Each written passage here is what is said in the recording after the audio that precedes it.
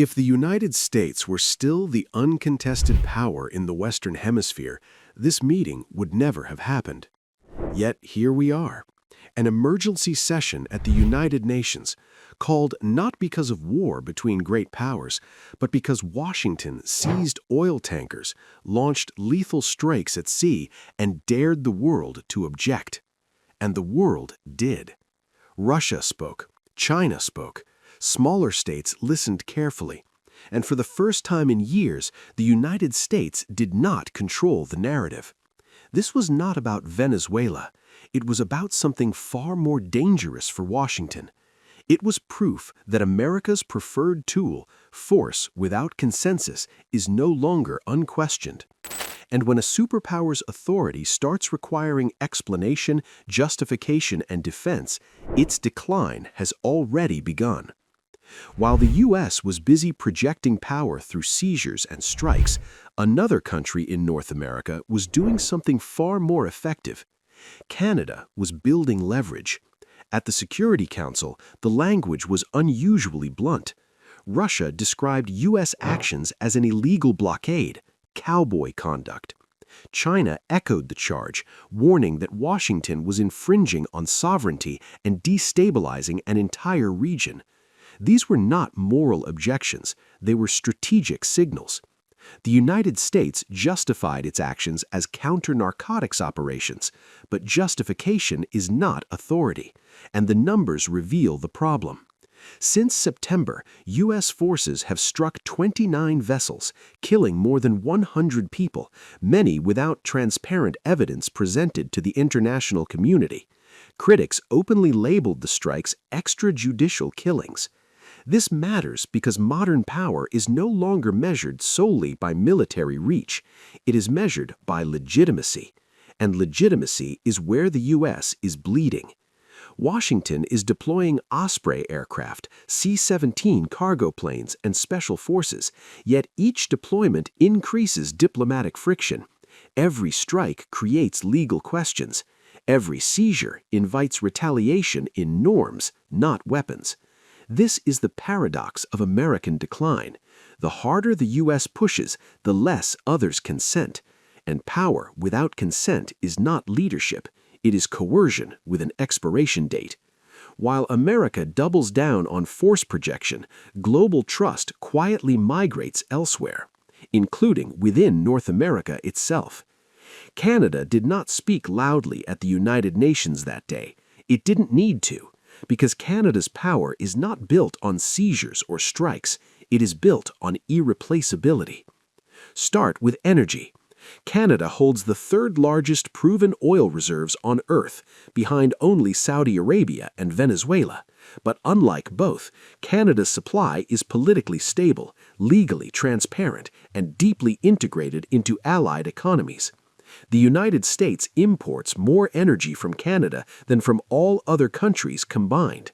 That is not trade, that is dependency. Now add critical minerals. Canada is one of the world's top producers of potash, essential for global food security. It is a key supplier of uranium, nickel, and cobalt, materials without which nuclear power, EVs, and modern defense systems simply do not function. While the U.S. scrambles to reshore supply chains it outsourced decades ago, Canada already controls upstream access. Then there is predictability. Canada admits over 400,000 immigrants per year, targeting engineers, scientists, healthcare professionals, and skilled trades. The U.S., by contrast, treats migration as a political weapon, creating uncertainty that repels talent. Capital flows toward stability. Talent flows toward predictability. Supply chains flow toward trust. This is why global partners do not fear Canada's rise. They rely on it. And that is the most dangerous kind of power for a declining hegemon to face. Power that doesn't threaten, doesn't sanction, and doesn't need permission. America projects strength through force. Canada accumulates strength through indispensability. And history is clear on which one lasts longer. If the 20th century was defined by control of oceans and oil fields, the 21st century will be decided in the Arctic. And this is where the United States is dangerously behind. The Arctic is no longer a frozen buffer. Climate change has turned it into a live geopolitical corridor. Shorter shipping routes, untapped hydrocarbons, rare earth deposits, and military positioning that compresses the distance between continents. Canada understands this. The United States talks about it. Canada possesses the longest Arctic coastline in the world. It exercises sovereignty through patrols, infrastructure investment, and long-term presence. Ottawa has steadily expanded radar coverage, deep-water port planning, satellite surveillance, and Arctic-capable forces. Washington, by contrast, is constrained by a stunning weakness: icebreakers. The U.S. operates 2 heavy icebreakers, only one of which is fully mission-capable. Canada is modernizing its fleet. Russia operates more than 40, including nuclear-powered vessels. This is not a technical issue, it is a strategic one. Without Arctic mobility, the U.S. cannot enforce presence. Without presence, claims weaken. Without claims, influence evaporates. Canada does not need to threaten control of Arctic routes. It already administers them. The Northwest Passage, dismissed for decades, is increasingly treated by Ottawa as internal waters, not an international thoroughfare. And quietly, allies are adjusting to that reality. This is the pattern again. America arrives late, loudly, and expensively. Canada arrives early, steadily, and stays. Power does not belong to whoever declares dominance. It belongs to whoever controls access. Decline does not always look like collapse. Sometimes it looks like departure. For decades, the United States was the final destination for global talent. Engineers, scientists, entrepreneurs all flowed towards Silicon Valley, Boston, and Seattle. That current is now splitting. Canada admits over 400,000 permanent residents annually, with explicit preference for STEM fields, healthcare, AI, clean energy, and advanced manufacturing. Its system is rules-based, transparent, and, most importantly, predictable. The U.S. system is none of those things. H-1B visas are politicized. Immigration policy shifts with election cycles. International students face uncertainty, delays, and legal risk. Talent responds rationally.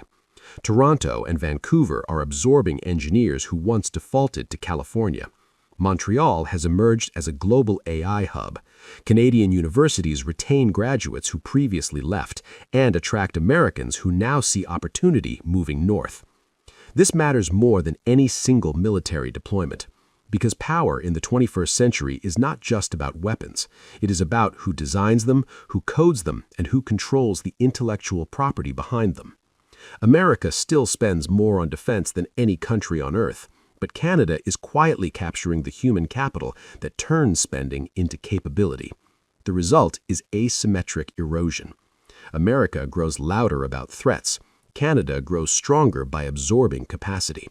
And while Washington argues over borders and bans, Ottawa is building a future workforce that does not fear policy whiplash.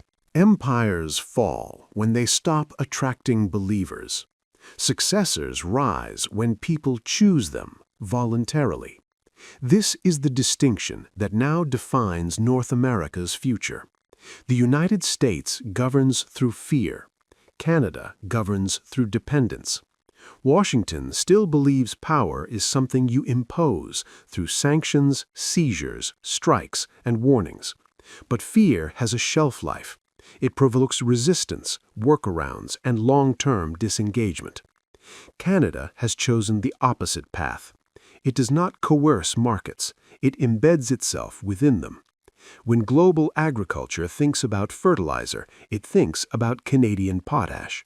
When allied energy planners think about stable supply, they think about Canadian oil, gas, and hydro. When defense planners think about Arctic access, they look north of the 49th parallel. None of this requires press conferences. None of it requires threats.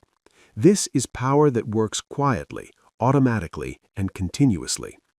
The U.S. Navy can interdict vessels. Canada can shut down industries simply by existing. And that difference matters. Fear forces compliance until it doesn't. Dependence persists even when politics change. This is why Canada is not accused at global forums. This is why it is invited into supply chain redesigns. This is why it is treated as a stabilizer, while America is treated as a variable. Empires lose influence not when they are defeated, but when others stop organizing their future around them. That moment has already arrived. Canada has not declared itself the new power of North America. It didn't need to. Power transitions rarely announce themselves. They emerge through logistics, contracts, migration flows, infrastructure, and trust. While the United States fights to preserve dominance through action, Canada secures succession through position. America is still strong, but it is no longer central. Its power must now be explained, justified, defended.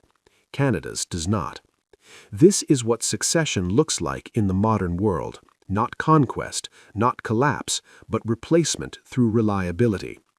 The United States still speaks the language of command. Canada has mastered the language of inevitability. And in geopolitics, inevitability always wins.